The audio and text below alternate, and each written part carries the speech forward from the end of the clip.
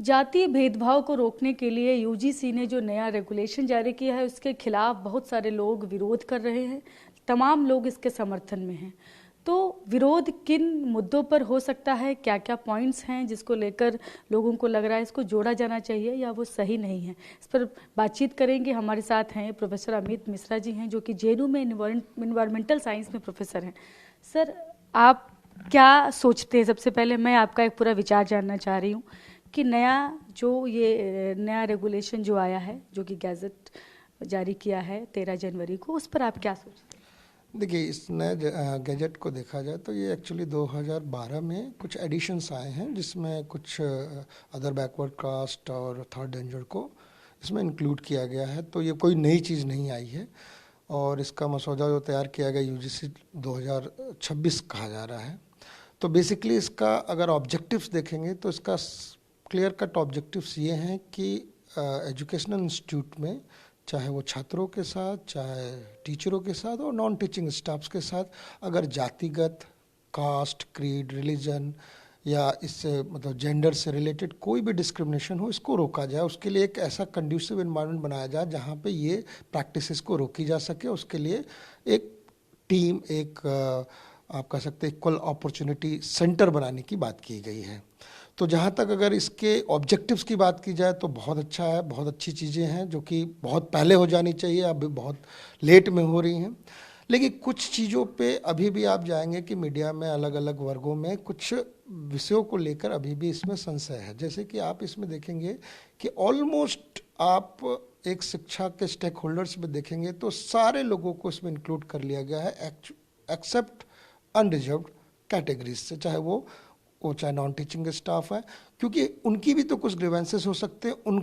उनके लिए भी कुछ ऐसी चीज़ें हो सकती हैं जो कि इसको इंक्लूड करना चाहिए। क्योंकि जब आप समाज शिक्षा के क्षेत्र में जा रहे हैं, किसी भी यूनिवर्सिटी में जा रहे हैं, तो उन बच्चों को क्यों अलग किया जाए, पहली बात ये।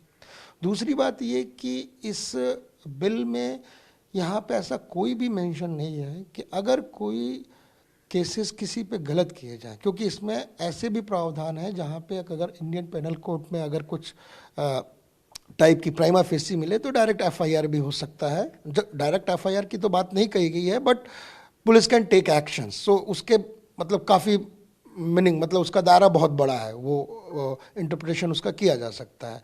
तो इन चीज़ों पे कि इसका दुरुपयोग ना किया जाए, ऐसी कोई भी व्यवस्था इस यूजीसी रेगुलेशंस में नहीं, जो तो यूजीसी यूनिवर्सिटी ग्रांट्स कमीशन 2026 का बात की जा रही है। और तीसरी महत्वपूर्ण चीज़ ये है कि इनमें बातें तो की गई हैं कि हमको ऐसा कंड्यूसिव एनवायरनमेंट देना है, इसकी विवेचना और होनी चाहिए। किस टाइप के वीडियोस, किस टाइप की बातों को, सामग्रियों को हमें हर साल हर वर्ष स्टूडेंटों को देना था, इसको और थोड़ा सा व्याप्त किया जा सकता है। तो ऐसी 2-3 चीज़ें और इसमें ऐड कर दी जाए तो ये बहुत अच्छा बन सकता है। जो कि 2012 में भी था कि कौन कौन सा व्यवहार जो है वो भेदभाव माना जाएगा। तो उसकी डेफिनेशंस को यहाँ पे एक्सप्लिसिटली बताने की ज़रूरत है।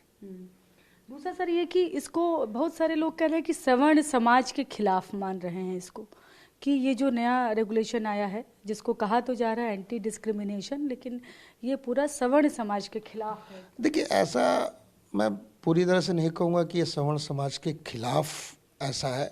इसमें उनको इंक्लूड नहीं किया गया है। एक पहले से एक मानसिकता बना ली गई है, और मानसिकता डेटाबेस पे बना ली गई हो या हम लोग भारतीय परंपरा को देखते हुए लोग मान के चल रहे हैं कि जितने भी डिस्क्रिमिनेशंस हुए हैं वो एक सवर्ण समाज के ही लोग करते हैं। जहाँ तक कि आप देखेंगे कि ऐसे कई जगह हैं जहाँ पे आप चाहे दलितों के साथ भेदभाव की बात हो या जनजातीय समूह के लोग, वहाँ पे सवर्णों के अलावा और अदर मतलब ओबीसी बैकग्राउंड या अदर जातियों में, इवन दलितों के अंदर भी भेदभाव की भावना देखी गई है। सवर्णों में भी अलग अलग सवर्णों के अंदर एक दूसरे के उस पर देखी गई। तो उसको एक समग्रता से रूप में देखने की ज़रूरत है।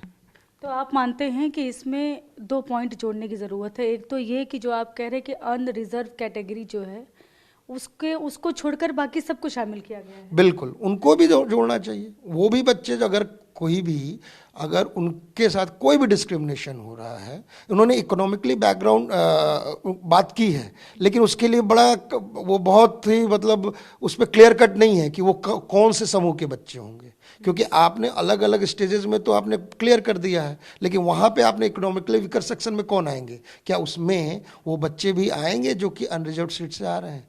नहीं, अगर आते हैं तो बहुत अच्छी बात है, स्वागत करने योग्य बात है। हालांकि जिन जिन लोगों को भी रिजर्वेशन मिलता है तो रिजर्वेशन तो उसमें आर्थिक आधार पर है, उसमें जाति आधार नहीं है। तो जो EWS कैटेगरी में जिनको, वही लोग तो इसमें रखे गए हैं, वो चाहे किसी भी वर्ग के लोग हों, अगर वो आर्थिक रूप से पिछड़े हैं तो उनको इस कैटेगरी में रखा जाता है। नहीं, मैं बोल रहा हूँ कि EWS तो बेसिकली पूरे का पूरा जो रिजर्वेशन है वो आर्थिक रूप से ही है, उसमें किसी भी जाति का उसमें जाति का किसी भी जाति का हो सकता है। इसमें आप अब जब आप अनरिजर्व बोलते हैं तो अनरिजर्व का मतलब जनरली एक कॉमन गलत मिसकंसेप्शन बना लिया गया है कि वो अनरिजर्व मतलब जहाँ भी आप अपने कैटेगरी से ज़्यादा उस कैटेगरी में जाके आप कम्पीट कर रहे हैं तो आप अनरिजर्व कैटेगरी में आ रहे हैं, तो उसमें ऐसी कोई बात नहीं है। मेरा बस कहने का मतलब है कि कुछ समूहों को क्यों बाहर रखा, उनको भी अंदर कीजिए, उसको समसामयिक बनाइए, उसमें उस चीज़ों को भी लाइए। और कम से कम मेरा दो विशेष जगह पे है कि इस कानून का मिसयूज ना हो, इसका प्रबंधन, इस कानून मतलब इस कानून तो मैं नहीं कह सकता हूँ, रेगुलेशंस में आने चाहिए। और आप ये भी कह रहे हैं कि झूठा हो तब भी कुछ ऐसा पॉइंट होना चाहिए अगर मामला गलत साबित होता है। ड्राफ्ट अगर आप देखेंगे तो उसमें वो था, ड्राफ्ट के बाद फाइनल में हटा दिया गया है। अच्छा। कि अगर किसी पे झूठा हो तो उसके लिए भी एक डिटरेंट होना चाहिए कि कोई भी गलत चीज इसका यूज ना करे। अगर वो पॉइंट आ जाए तो आप मानते हैं बिल्कुल परफेक्ट, कोई प्रॉब्लम नहीं, बहुत अच्छी बात है। इतना जो विरोध हो रहा है, सड़कों पर लोग उतर रहे हैं, लोग सरकार के खिलाफ नारेबाजी कर रहे हैं, झंडे जलाए जा रहे हैं जगह जगह पर बीजेपी के, तो लोग इतना ज़्यादा विरोध जो है वो क्या सिर्फ 2 पॉइंट की वजह से या और भी चीज़ें हैं? देखिए, जो ज़्यादा विरोध है ये राजनीति से प्रेरित है। जो विचारधारा, जो चाहे हमारी करंट गवर्नमेंट की RSS के खिलाफ की विचारधाराएं हैं, वो ऐसा काम कर रही हैं। वो उसमें एक टूल किट शामिल है, जो छोटी सी बात जो मैं 2 बताया हूँ, इस चीज़ को बोलने के लिए वो इसका इंटरप्रिटेशन अलग अलग ढंग से कर रहे हैं। उन्होंने जाके डायरेक्ट बता दिया कि नहीं, आपके बिना बोले आपके अगेंस्ट FIR हो जाएगा। इस टाइप की जो भ्रांतियाँ फैलाई जा रही हैं, और जो समाज में लोग नहीं पढ़े हैं, उस बिल को अच्छे से देखे नहीं हैं, उस बिल का कंपैरिजन नहीं किए पुराने पूर्ववर्ती बिलों से, या अगर UGC के 1956 के एक्ट को पूरा देखेंगे, समय समय पर ऐसी चीज़ें आई, ये नई चीज़ें नहीं है UGC के द्वारा।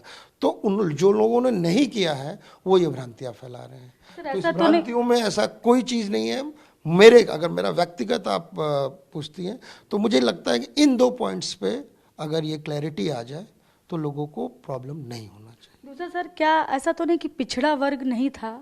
2012 जो रेगुलेशन था UGC का, उसमें पिछड़ा वर्ग नहीं था और इसमें पिछड़ा वर्ग जुड़ गया है, कहीं विरोध इसकी वजह से तो नहीं? मुझे नहीं लगता है कि पिछड़ा वर्ग के जुड़ने से विरोध होगा।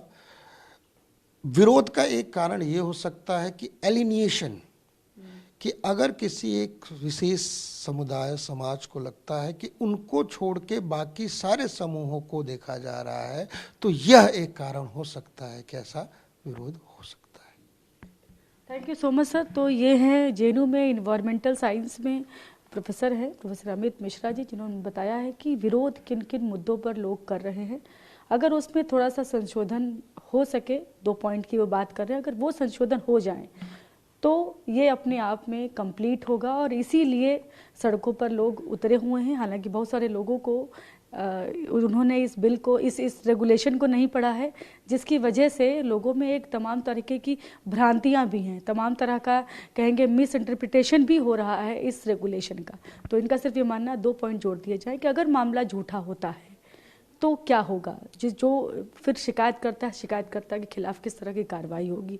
ये एक बहुत ज़रूरी पॉइंट इनका कहना है, ये ज़रूर इस पर जोड़ा जाना चाहिए। कैमरा पर्सन सुनील के साथ में शालिनी वाजपेयी, TV9 भारतवर्ष, दिल्ली।